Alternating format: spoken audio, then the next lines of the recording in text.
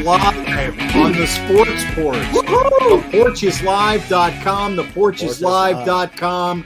ThePorchIsLive.com. PorchIsLive.com. And thank you for joining us. If you're listening to us on American Busker iHeartRadio, 150 million registered users, 2,000 devices, 260 platforms. And boy, do we got a show for you tonight. If you only saw the pregame, woo! Wow. No, Woo! The pregame's not for everybody. The pregame is not for everybody. No, the pregame's not for everybody. It is not. But we are fired up tonight. We are fired up.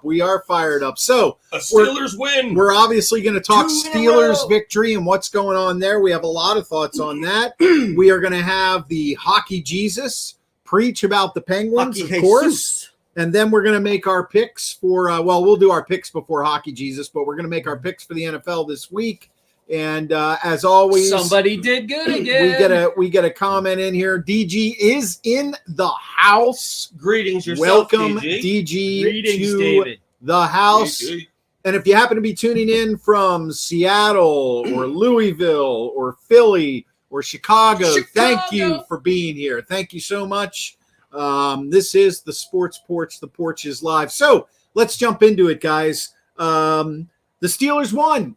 They've won 2 in a row. Hey, I'm gonna go to Mark right away. Why? I don't think you want to. You don't want to? You got bad shit to say? Let's all right. Start. It's going to be positive. We'll let the yins in our life start. Steve, talk to us about how you feel about the as Tim Pomato from Palmetto says, the king in from Florida. What's up? Tell us about the Steelers victory, and then we'll get into the nitty-gritty. What do you think? Well, Mark is right. I am very optimistic tonight. That's a change. Okay. It is. It is a change. And I'm optimistic for several reasons. The first being they actually won 2 in a row, so that's like a trend. It's when you win 1, then you lose 1, or you win 1 and then you lose 2. That's not a trend. But when you win 2 in a row, that is a trend. Thank you for that explanation. Okay, so just in case, that's an engineering term for you business folk. Okay. Yes. You know, you can map it. Who are you calling business folks? yeah. And here's why I'm also very optimistic. Kenny's not playing great, but they're winning games, and he's not turning over the ball. So I think that's good. The defense is playing good as a team, and I think that TJ Watt is actually playing pretty terrible. So you got your superstar in defense who's not playing great, and you got your quarterback who's playing okay, and you're still winning games. So that's why I'm optimistic. However, I am tempering my optimism, my enthusiasm for a 2-0, because we did play against the Colts and the Falcons. These are teams that are definitely going to be picking below us in the draft. Right. They're probably going to be like 5 and 6 in the draft somewhere, probably. So they're pretty terrible teams. But we're winning. The thing that the offense needs to do better, and this is right in the face of Canada, is they need to score more touchdowns. This field goal kicking has got to end. Although, I mean, it's good practice for Matthew Wright when he ends up on another team, probably Kansas City, by the look of that field goal that Butker missed. No, maybe not. But and I don't even know if Boswell's coming back. Like, he's just been an enigma. Like, I mean, I know he's got a groin injury, so I mean that takes some time to heal, especially when you're kicking the ball. But it would be nice to have him back. But they don't need to be kicking field goals. And if they're kicking field goals against Baltimore, they actually could probably still beat Baltimore. But that's a topic for another segment. Okay, so we'll get my opinion in here in a second. Good win or bad win? Any win is a good win, but it wasn't a dominating win. It was like, good win or bad win? I'm going to go with a good win. Okay. I think it was a good win. And the reason I think it was a good win is because the Steelers, they finally looked to be a little bit more cohesive on offense. Now, nobody lit it up. Okay. And we'll break that down after we get Schwaber's opinion. But nobody lit it up, but it did look like they were more cohesive on offense. They had a little bit more of a game plan, on the field, because I still have some things I want to say about Canada. I always do. And I think the defense, and again, we temper it by what you said, Steve. Indianapolis and Atlanta, not the best teams in the league. Now, as far as whether or not they're going to pick before or after the Steelers, the jury's still out on that. We don't know. So we still have a few more games to go. So, getting a comment here, Daniel Rupert, he's saying Kenny is going to be fine, maturing and learning right before our eyes. We'll get to that in a little bit. True, Thank you, Daniel. That's and Mike true. Lawrence says 2 games in a row. Canada goes ultra conservative in the second half, and they almost blow it. That's a good point. We'll get to it. For me, good win. Schwaber? All right, so guys, I think what I have to do here is preface that I know it's upsetting in Pittsburgh to say that I'm a Philadelphia Eagles fan, but I think you have to understand my perspective. I think I'm watching 2 games every week. It would be more upsetting if you said you were a Browns, Right. Bengals, Right. or Cowboys Or fan. Ravens So it's fan. not that, or Ravens. Yeah, it's Right. not that bad. So it's like, every week I watch an 11-1 team, and then I watch the Steelers. So you have He's always got to get that so- Eagles dig in, doesn't he? Always. I mean, they are 11-1. They He's are not good. They lying. are good. They But are good. I'm just saying, imagine watching that offense and then watching this offense. Right. Okay. Mhm. So immediately I'm already kind of skewed towards this is terrible. Right. All right. Yeah. Right. So here's where I am at this point. Now, I am not saying that this is definitive. I think this could change. Okay. But I feel like I've seen enough out of Kenny Pickett at this point to say that I think best case scenario,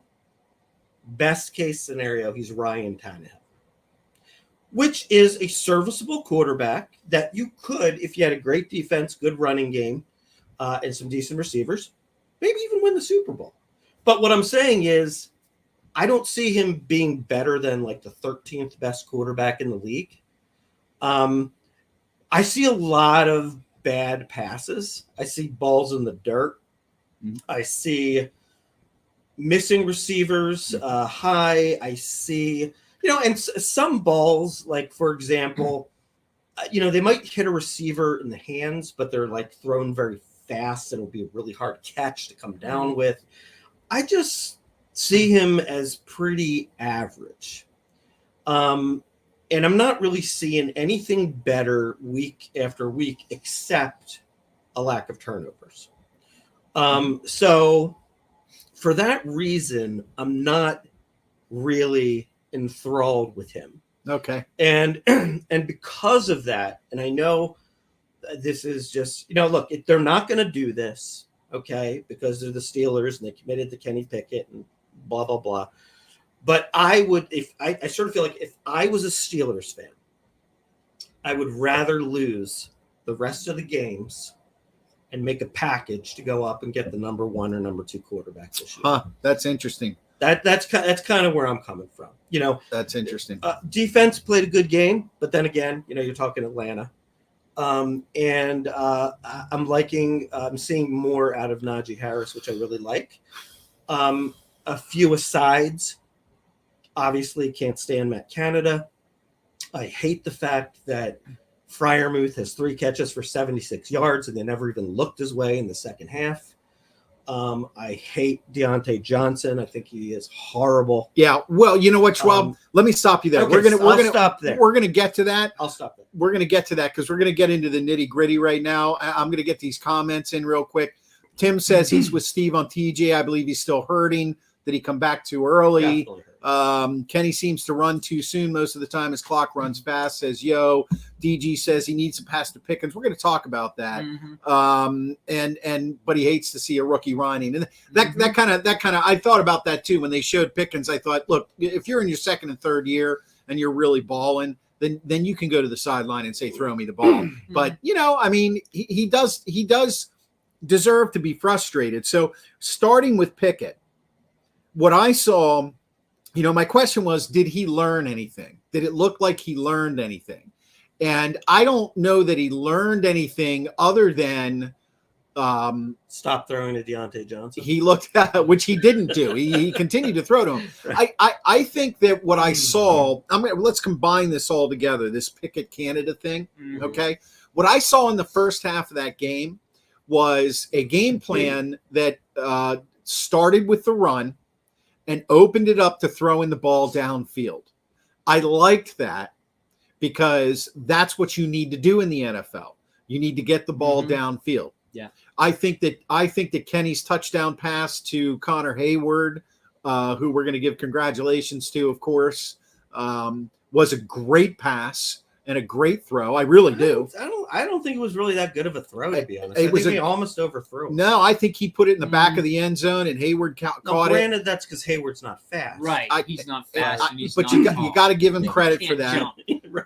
I think as far as addressing Pickett runs too soon, I don't think that at all. I think what happens is, I think the biggest improvement that I've seen this year is the offensive line. And I was thinking about this during the game, okay, Yep. where Tomlin had made a comment in the pregame interviews with the commentators where he said, this offensive line, they have played every single game together. There's been no injuries or significant injuries, and they are maturing as a unit. I thought to myself, you want to know what? They could actually end up getting lucky, because I still think they pieced that line together, and it was a horrible. They handled it horribly, and they still should have drafted an offensive lineman or need to next year or get somebody. But this line is now learning to play together, and I think Pickett is trying to find his way in that system. And I think he looked better. I think he had better command. Now, fast forward to the second half, total regression on the play calling. That's when we saw the majority of wide receiver sweeps. Now, what is it that makes Canada think that we haven't really called a wide receiver? I think they called one in the first half, and now they're going to be surprised. I mean, every team runs one a week, but that no team runs 5 a week. Right. So from that perspective, I think Pickett looks. I think the jury's still out on your comment about the best he could be is Tannehill. And in truth, the best he could be is great, and the worst he could be is horrible. The problem is we just don't know that right now. And what happens is when you see Canada start to game plan what looks more like an NFL offense, you start to see Pickett being able to show his abilities to run an NFL offense. When you pull it back, now you're back to the same old garbage. And I agree with you. Freiermuth disappeared. He disappeared. So, Steve, what say you about the Pickett I have Canada two things thing? to say. What I think is interesting is your comparison to the Eagles, because you watched them last year and they were terrible last year, right? They were. Well, they weren't So- terrible. They ended up 9-8 and made the 9-8 playoffs. They were made the okay. playoffs. Okay, They were so they okay. got better as the year went on. Yeah. They started off terrible and they They got did, better, that's true. right? That's So I think the difference, and I'm certainly not comparing Jalen Hurts to Kenny Pickett because they're two totally different quarterbacks. Yeah. Jalen Hurts can run the ball well, he can pass the ball well, and he's got world-class talent. Jalen Hurts is better. I Right. mean, he's just better. But the development of him is the important thing that I want to focus in on now, because he has a coach who can make plays for Jalen Hurts. They're not making plays for Kenny Pickett. Exactly. They're not featuring him, and that's why you're never going to see him as anything more than a Tannehill, because they're never going to feature Kenny Pickett in a run scenario. They're never going to do anything of that sort. So what do they have to rely on? A good running game, which the running game has been much better now, and that's why Kenny Pickett looks better, because the running game's better, so he's getting better pass protection, and that makes the line look better. If any of those things break down, he looks terrible. Right. Because he can't. Here's what you have to do as an NFL quarterback. You have to extend the play. Kenny Pickett has not shown he can extend the play. The other thing you have to do is you have to be able to improvise inside the 20 to be able to make somebody miss so that you can then throw the ball to somebody open in the end zone, because the field shrinks and it's harder to score when you get inside of the 20. These are the things that Kenny Pickett has to figure out in the remainder of the season. I'm going to give him the remainder of the season. And the other thing he has to do is he has to throw 2 damn touchdowns in a game. Yeah. He's only thrown 1 touchdown in a game, and that's good. That's not good. That's not good enough. And he's got to get better at that. But I do think they are getting better as a team. Now, as far as the defense goes, I know, we said, well, they're the Falcons, so the defense, you can't really say anything. Actually, the Falcons are the 4th best rushing team in the NFL. You got it. And they stopped them. And they stopped Alvin Kamara. So actually, the Steelers' defense, when it comes to run now, it wasn't like this in the beginning. They've really, because they've solidified that line. They got everybody healthy on the interior line. And Miles Jack is finally coming around. What they have to figure out is how to stop that short pass to the running back coming out and the tight end. That's where their big weakness is in playing against Baltimore. I know even if Huntley plays, I'm really concerned about Andrews because they don't really have a guy who can cover him, which means they probably have to make Minka cover him, which means now they're susceptible to that deep ball throw. Right. And once again, if Lamar was playing, I'd be more concerned, and he probably will play. I don't know because what did Harbaugh say? Well, he's day-to-day, week-to-week. No, I think he's out for a while. Nobody knows what that means. Yeah, we don't know yet, but good point there. But yeah, so that's what I'm saying. Like I think they're getting better, but I agree with you. Like I don't see world-class talent in Kenny Pickett. Now to tank the season and go get CJ Stroud. Well, I'm not saying I totally disagree. I'm not saying I disagree. I mean, well, they would try to win. They would have to now because their schedule right. is pathetic. I mean, except for Baltimore, they play at Carolina, who's terrible, and they play the Browns, who aren't very good. So, I mean, they're playing teams that aren't very good. So, I think they just need to get a offensive coordinator who will make Kenny Pickett more comfortable and make him become somebody better than an average Ryan Tannehill. I don't think they'll do that, by the way. And so I'm just going to go with the reality and say we're stuck with a mediocre quarterback for the next 3 or 4 years. Well, I think they might bring in a new offensive coordinator next year. Maybe. One quick point that I think that goes to something that we talked about in the beginning of the year. The Steelers coming into yesterday's game were ranked number 6 against the rush. I would call that an improvement. Yeah. I would call that improvement. Now they're like 24th against the pass. Terrible against the pass. Right. But Minka shows up at the end of the game with an interception and wins it. Now I want to get this comment in before we hear what Schwaber has to say, because this is quite frankly the longest comment ever on the Sports Porch. So, and I'm going to read it. Atlanta made so many mistakes. They lost this game. Pittsburgh got lucky. Atlanta played terribly. Tomlin made mistakes. Canada helped out a little, then became stupid. Get the facts right, will you? Tomlin's a bum, as his entire staff. Kenny, so many errors here. Some nice plays for sure, but needs good coaches. I mean, I think sad. Tell it like it is. Sportscasters, wake the hell up. Okay, so first of all, we are telling it. First of all, we are not sportscasters. We are guys that love sports. We're just hanging out on the back of the porch, talking about sports. But I do appreciate the comment. It says a lot of things. And a lot of things that we do kind of agree with, and a lot of things that we've actually stated here. Yeah. I am not a fan of Matt Canada. I don't like him. I think he should have been fired before the year started. None of us like him. Unfortunately. By the way, we don't even know if Canada's calling the plays anymore. Yeah. Do you ever see him with the headset on in the booth? They show him, but his mouth isn't moving. Yeah, I don't know. Yeah. He could be a figurehead for all I know at this point. Yeah. So Schwaber, real quick, because I want to move on here and talk about Johnson and a little bit more in the D, but anything more to say on the Pickett Canada issue, or have you said your piece? I've said my piece, and I just sort of feel, sadly, I feel like it's going in the wrong direction. Not saying that he can't get better, but every week I'm not getting that burst of excitement. Yeah. I'm not getting that, hey, he had a great game. Yeah. And I think that there is no way, I'm going to go on record right now, there is no way that the Steelers, no matter what their position is in the draft another quarterback. Of course they won't. They're committed to Pickett. 100% they won't. You're I right. think the jury is out on Pickett this whole year, and then we reassess and we see what happens. If there is a coordinator change, that's going to be a help for him. I agree with that's what I Mark think. that when you draft a quarterback in the first round, you want that quarterback to be great. Mm-hmm. And I agree that I haven't seen greatness out of Kenny Pickett yet. But I only am saying that because, and I'm not a Kenny Pickett apologist. You guys know this. Yeah.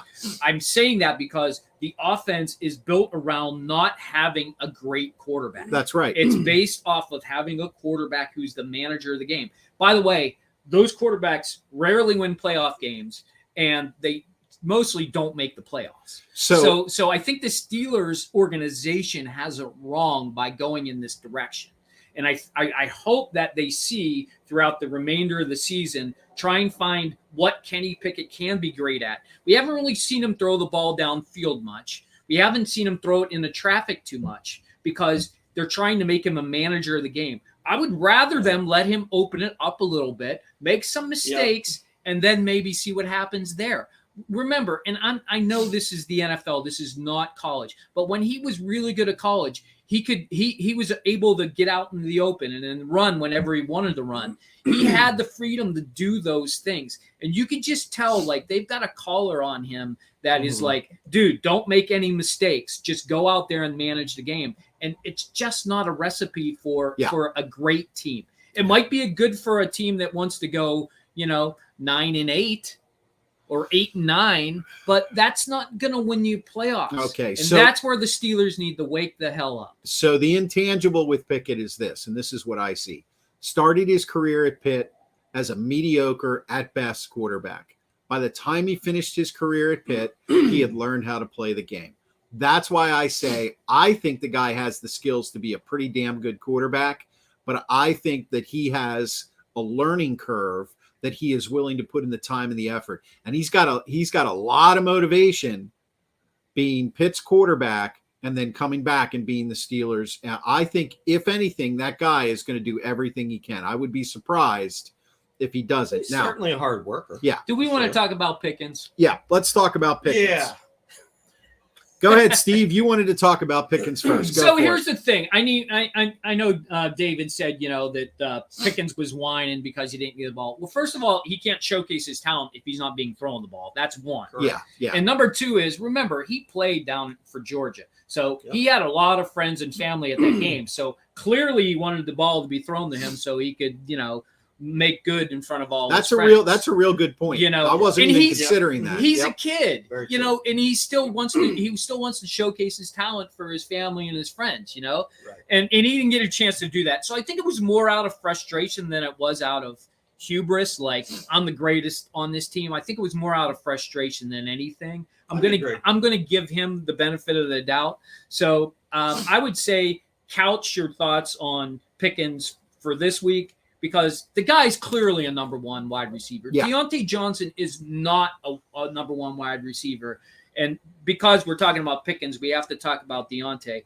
Why the hell does he run backwards every time he catches the ball? I've been talking about that. I've been Somebody talking about please that for tell weeks. me why he has to run weeks. backwards. I think I honestly, Schwab, you sent a text during the game, like, I don't think he, or maybe it was you. I don't think he's a great number one, but he would be a great number three. Get it? I'm telling you, I don't think he's a good NFL wide receiver at all. Okay, and the reason is, number one, he catches the ball and takes 2 steps backwards because he wants to make a move on people that aren't there. And all he's doing is losing 3 yards. And second of all, he can't catch it. He hasn't scored a touchdown this year. I know. And the touchdown that was thrown to him, he should have come down with that ball. He's the guy He's showing back. his inner Antonio Brown, as Yo Carey is saying. He's back.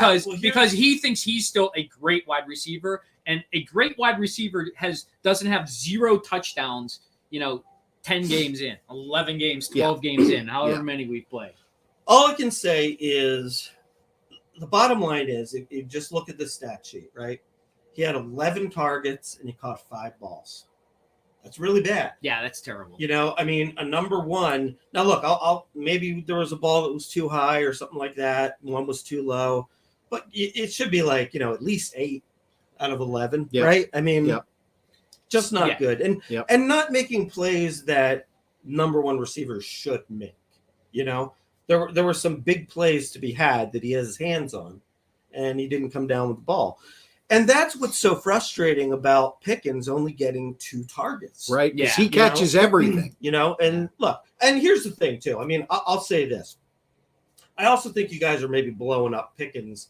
He's got to prove himself a little bit more before we say he's a number 1 receiver. He can be. I certainly see the talent to be.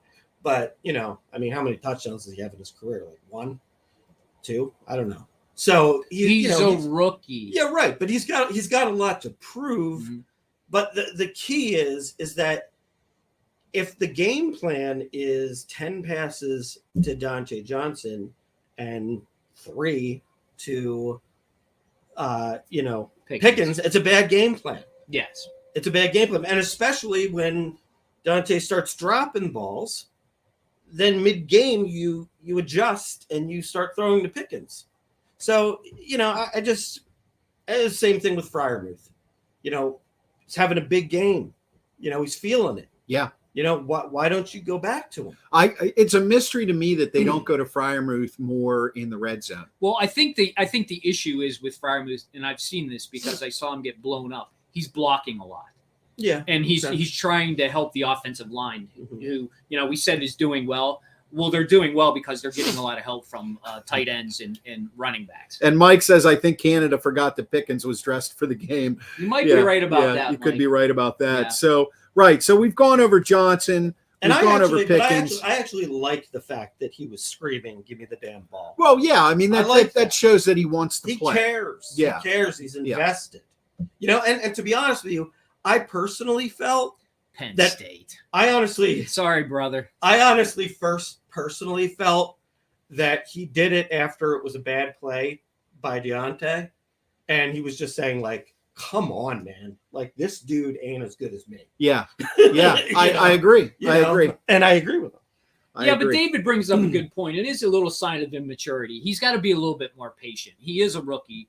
And he will get his chances. Yeah. So when he gets his chances, he needs to make the most of them. Sometimes he's going to have that. Yeah. Once again, I go back to the comments about being from Georgia and not doing well in front of his buddies. And don't worry, CD, we will never forget the Canada factor. That's we already one thing. beat him. That's front and center for us the whole time. We all think he still needs to go, even if he's not calling the plays. All right. So, and of course, Connor Hayward caught his first touchdown at home. Well, where his father played. It was I thought it was a pretty good throw. Yeah, so that was great. And I think it's just amazing that he made a positive play. Yeah, he actually made a catch. On the year. Well, and it's why it might be his second play of the year. Maybe he did get a first down, maybe once. I don't know. I don't think so. I have no idea. I think he might have run the ball on a jet sweep once. Yeah, possibly. Connor Hayward. Yeah. So and here's the thing about Hayward. I know it's a feel-good story, and I know I should be all excited because actually liked Ironhead Hayward. I thought he was a great man. But let's face it, it has nothing to do with football, the fact that this guy caught a pass. They made a play especially for Connor Hayward so he could catch a touchdown pass. Shouldn't they be more focused on getting the ball to Pickens? Yeah.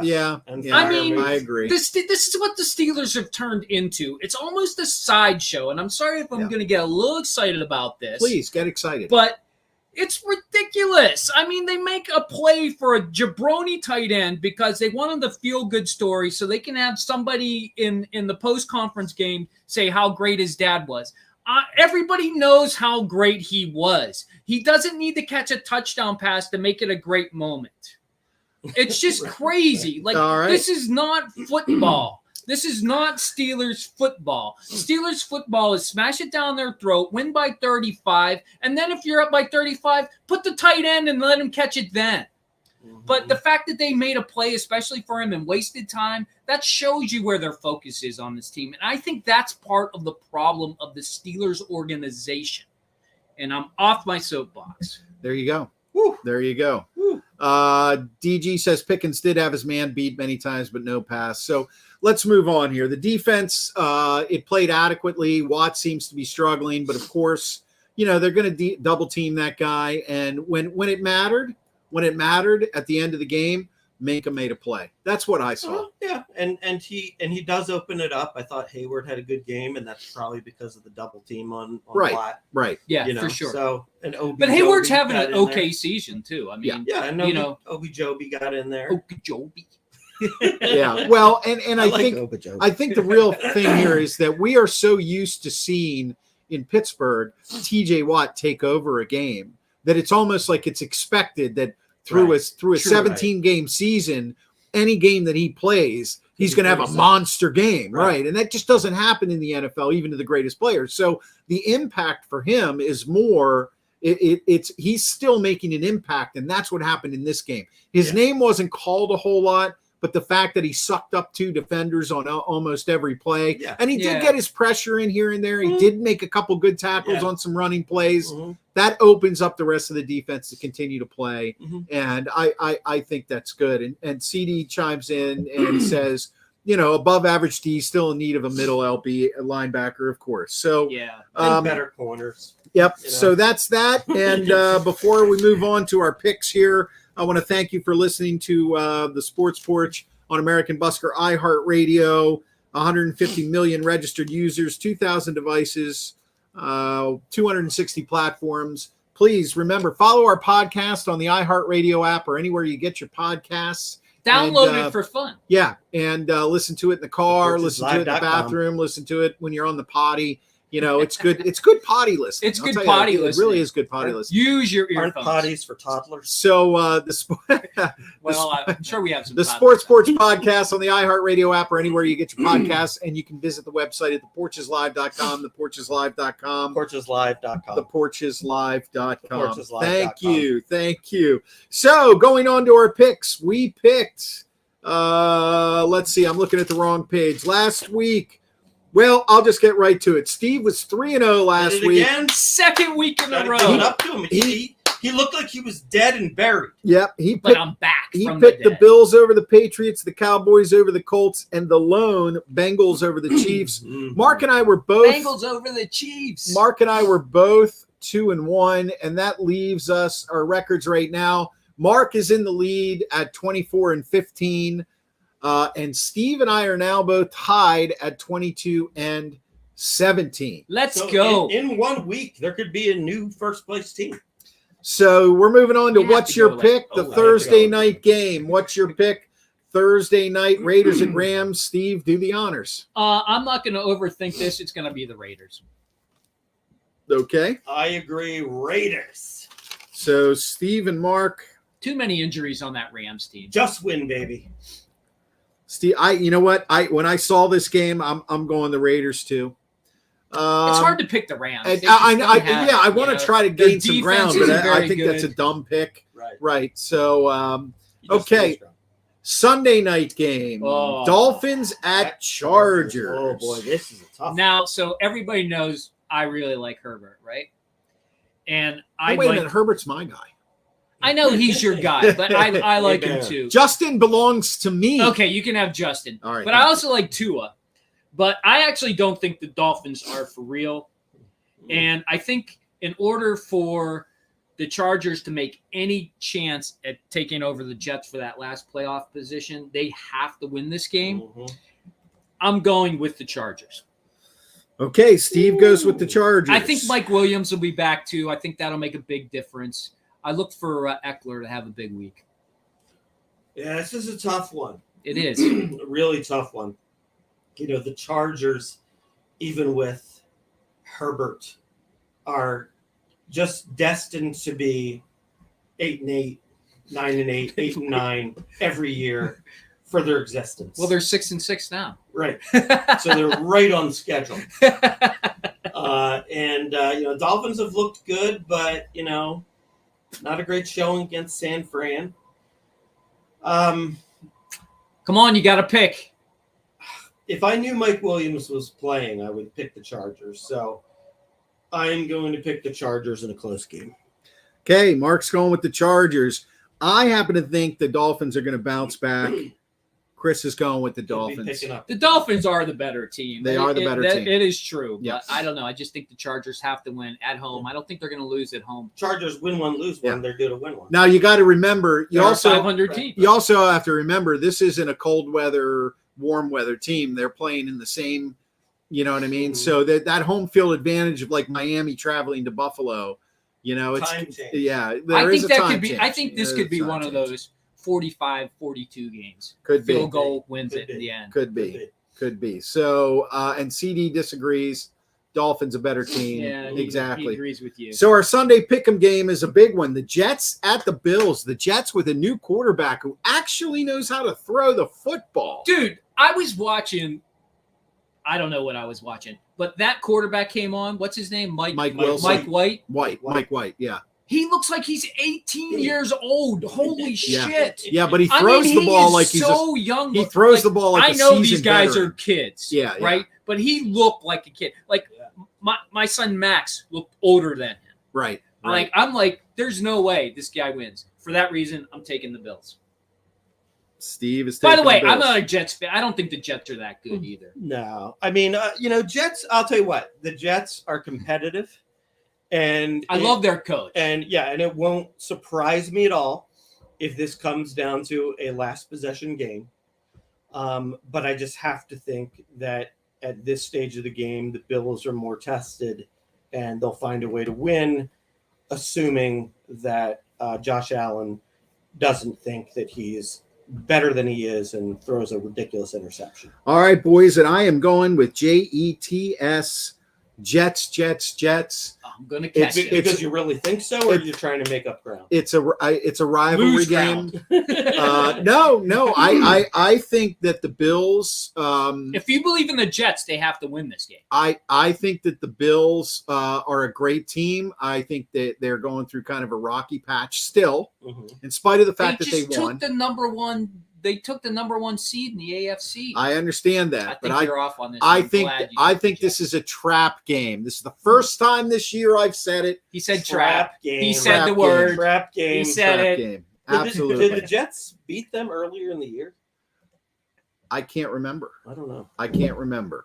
Look at San Francisco QB Purdy.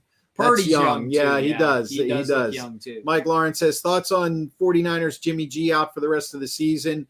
Well, they're going to get Baker Mayfield. So, Yeah, who knows? So who knows what Do you that think means? would you really take a chance on that, or let this kid that won that game? They need a backup quarterback anyway. That's true. You might as well have an NFL quarterback Yeah. as opposed to like somebody like Mason Rudolph. They'll probably pick up Baker Mayfield and then let this Purdy kid play until he loses, and then they'll bring in Baker. Then they'll lose with Mayfield. I think, but I do think. I mean, I could be wrong. They may not even pick him up. I could be wrong, but I do think this sort of spells the end for San Francisco.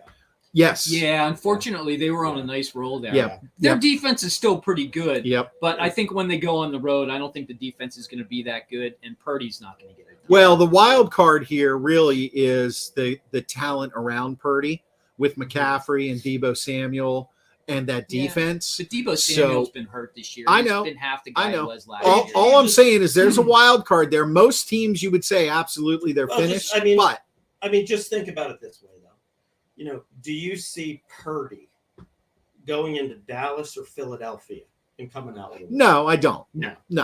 Absolutely. That's why we think this. So there are our thoughts, Mike, on the 49ers. They can't even beat the Minnesota Vikings.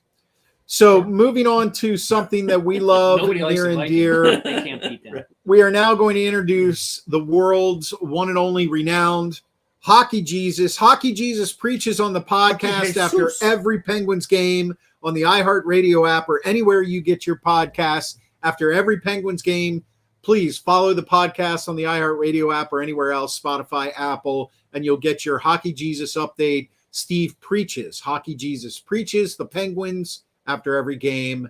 And I listen to every single one of them. I'm learning more about hockey than I've ever learned in my entire life. So Hockey Jesus, what are we talking about here? Kapanen scoring, right? The power play. The Hockey Jesus is very pleased with the Penguins' play as of late. Unfortunately, they've been playing against some not too good teams. So here's the thing about the Penguins so far this year. they've been a season of streaks, but I think that's ended this past week where they kind of lost 1-1, lost 1-1, 1-2. Right. The thing about the Penguins that are very frustrating is they want to play a game of speed, and they're filled with 30-year-old men. And when we've talked about this a lot, and when you're skating against 20-year-olds, it just doesn't work. But that being said, they did an experiment where they basically sat Cappy down for about 7 of 9 games, and rightfully so, because he wasn't doing anything. He looked uninspired. He came back, and not only did he get a hat trick in his second game back, he actually sparked the power play, which has been anemic for the last 3 weeks. I think it's one of the worst power plays in the NHL, and actually made the power play look good. And that's their second power play. Their first power play was Sid and Gino, not Letang anymore. We'll talk about Letang. Yeah, what are they going to do about Letang? We'll talk about him in a second. Right now on the power play, they put Petrie up there to take Letang's place, but that's really not going to do it. And the power play just looks terrible. But Kapanen has been a great spark. So the experiment of sitting somebody down, which is not something Sullivan likes to do typically, has worked. So what they need to do next is they need to take Brian Dumoulin and they need to sit him down because he's been playing horrible, terrible. You've been talking about that for a while. And plus he's old, so he needs to sit anyways. What I would do is I would bring up Ty Smith and I would put him on the first power play. Now, Ty Smith is somebody they got from the Devils when they set Marino over there. And I think they need to at least experiment while they can, while it's, still kind of early in the season, to see what he can do in Letang's absence. Now, I couched that with the thought that I actually think Letang, because of his stroke injury, and by the way, thanks to my brother for giving me the analysis on Letang's injury, his stroke injury. I think he's going to be out I'm thinking he's going to be out for at least 3 months because he really needs to fix his hole in his heart. And if he does, that means he actually could be out for much longer. So best case scenario is come back for the playoffs. Or he could decide to just keep taking blood thinners and then come back whenever the doctors say the blood thinners are working, you don't have any clots in your lungs, you're not susceptible to any strokes anymore, although he always will be as long as he has a hole in his heart.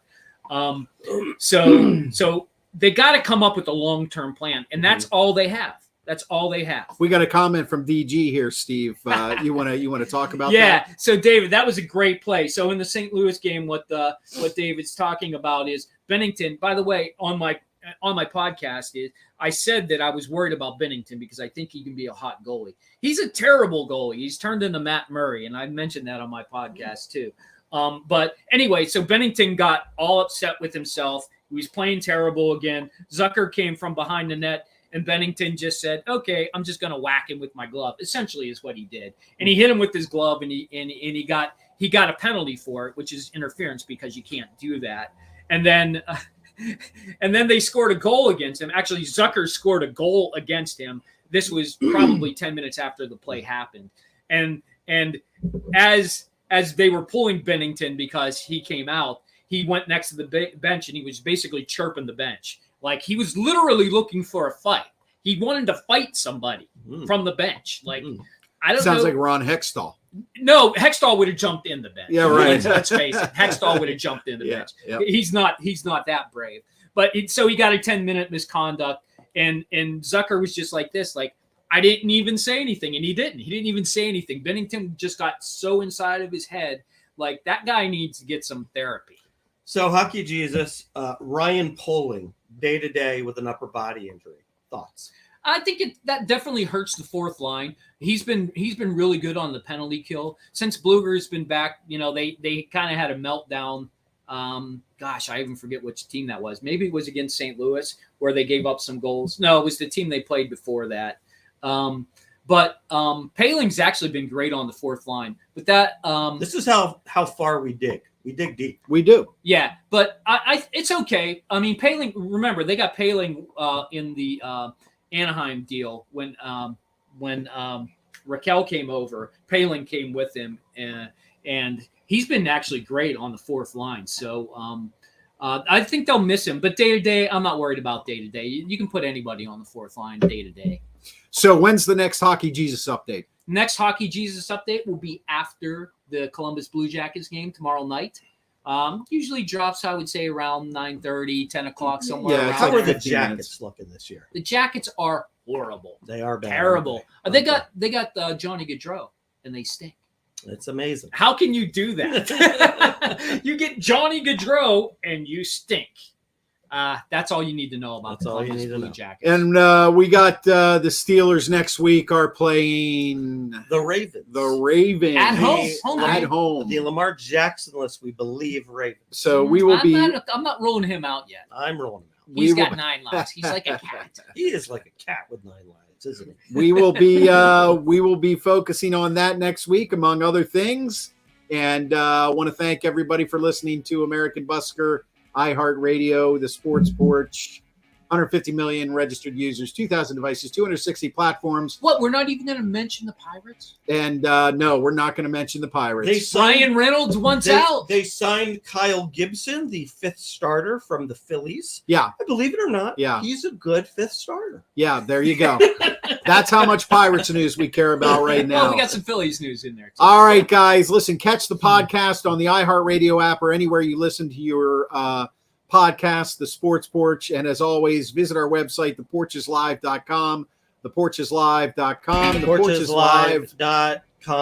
Porch is live. Porcheslive.com. And we're going to get our characteristic good show gentleman from CD. Thank you very much. Thank you, CD. Thanks, everybody, for being here. As I Thanks, fire up Doc. the music, you guys have a great week and stay real. Don't be